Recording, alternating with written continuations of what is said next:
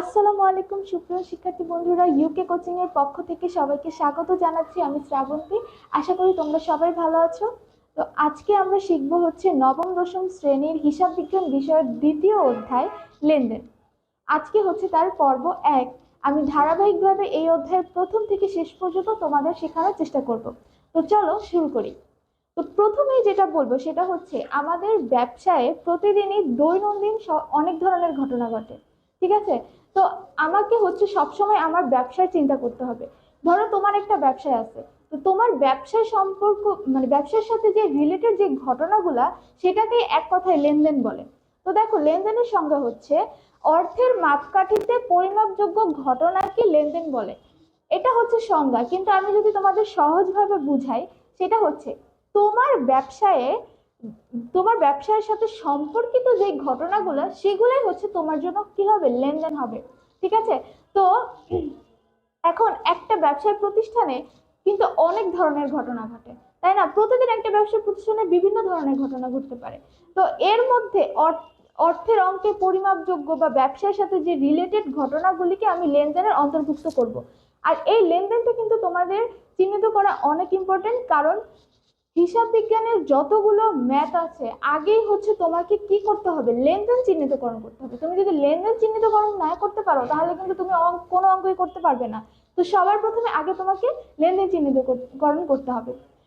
তো সহজ কথায় বলতে গেলে আমার ব্যবসার সাথে রিলেটেড যে ঘটনাগুলো, এখন আমি যদি তোমাদেরকে উদাহরণ দেই, উম, যেমন ধরো তোমার তোমার ব্যবসায় মানে তো অনেক শ্রমিক কাজ করবে, তাই না? কর্মচারী কাজ করবে, তাদেরকে তুমি কি করতেছো, বেতন দিতেছো।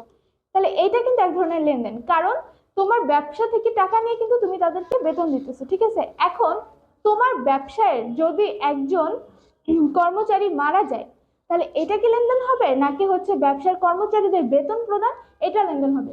কোনটা আমার ব্যবসায়ের টাকা আসা যাওয়ার সাথে সম্পর্কিত? অবশ্যই হচ্ছে বেতন প্রদান, কারণ বেতন প্রদান করতে হলে আমার ব্যবসার যে টাকা আছে সেইখান থেকে টাকা নিয়ে আমাকে কি করতে হবে, কর্মচারীকে বেতন প্রদান করতে হবে। তো এর জন্য হচ্ছে এটা লেনদেন। আর কর্মচারীর কোনো অ্যাক্সিডেন্ট হলো বা দুর্ঘটনা হলো, সেটা তো আমার ব্যবসার সাথে কোনো রিলেটেড না, সেটা তো তার পার্সোনাল ব্যাপার। আমার ব্যবসার সাথে রিলেটেড যত ঘটনা আছে, সেগুলোই হচ্ছে আমার লেনদেন হবে। এমনকি ধরো ধরো মালিক, ধরো তুমি তুমি হচ্ছে তোমার স্কুলের বা হচ্ছে তুমি কোনো শপিং করলা, বা তোমার ছেলের স্কুলের বেতন দিলা, ঠিক আছে? এটাও কিন্তু লেনদেন হবে না, কারণ এগুলো হচ্ছে তোমার পার্সোনাল বিষয়। তো তুমি কিন্তু যদি ব্যবসা থেকে টাকা নিতা, তাহলে কিন্তু সেটা লেনদেন হতো, কিন্তু তুমি ব্যবসা থেকে টাকা নাও নাই, এর জন্য কি এটা লেনদেন না। মানে মূল কথা, এক কথা হচ্ছে ব্যবসার রিলেটেড ঘটনা থাকতে হবে। যদি ব্যবসা থেকে কিছু আসে বা ব্যবসা থেকে কিছু যায়, তখনই হচ্ছে ওটা আমার জন্য লেনদেন হবে। অন্যথায় অন্য কোনো বিষয় আমার লেনদেনের অন্তর্ভুক্ত হবে না। ঠিক আছে? এরপরে দেখো, লেনদেনের কিছু বৈশিষ্ট্য আমি লিখেছি। 1 নম্বর হচ্ছে অর্থের অঙ্কে পরিমাপযোগ্য। অবশ্যই অর্থের অঙ্কে পরিমাপযোগ্য হতে হবে। এরপরে হচ্ছে আর্থিক অবস্থার পরিবর্তন। টাকা আসা যাওয়া বা পণ্যের দেওয়া নেওয়া দিয়ে কোনোভাবে হচ্ছে আমার আর্থিক অবস্থার পরিবর্তন হতে হবে। এরপরে হচ্ছে দ্বৈত সত্তা। প্রত্যেকটা লেনদেনেরই অবশ্যই দুইটা সত্য থাকবে বা দুইটা পক্ষ থাকবে, সেটা। আচ্ছা, এরপরে হচ্ছে 4 নম্বর হচ্ছে দৃশ্যমান ও অদৃশ্যমান। লেনদেন দৃশ্যমান ও অদৃশ্যমান দুইটাই হতে পারে। এরপরে হচ্ছে 5 নম্বর হিসাব সমীকরণের প্রভাব বিস্তার। এইটা অনেক গুরুত্বপূর্ণ, হিসাব সমীকরণের প্রভাব বিস্তার। এখন সেটা বোঝানোর আগে আগে আমাদের জানতে হবে যে হিসাব সমীকরণটা কি। হিসাব সমীকরণ হচ্ছে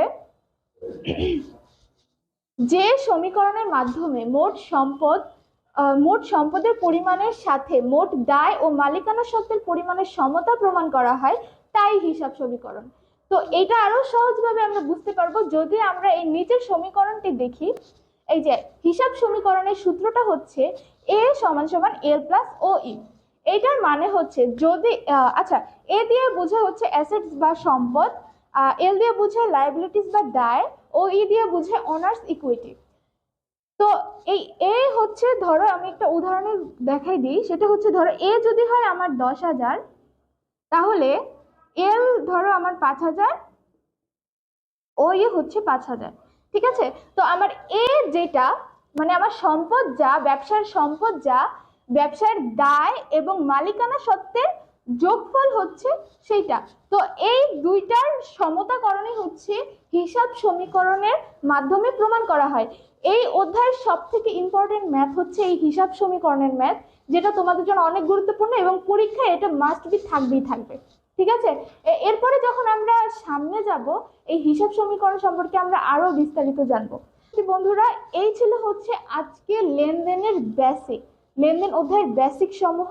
ইনশাল্লাহ ভবিষ্যতে যে আমি ক্লাসগুলো নিব এই লেনদেন সম্পর্কে, সেখানে আমি তোমাদেরকে আরো বিস্তারিত আলোচনা করব এবং উদাহরণ সহ তোমাদের ম্যাথগুলো করা শিখিয়ে দিব। তো সেই পর্যন্ত তোমরা ভালো থাকো, সুস্থ থাকো, আল্লাহ হাফেজ।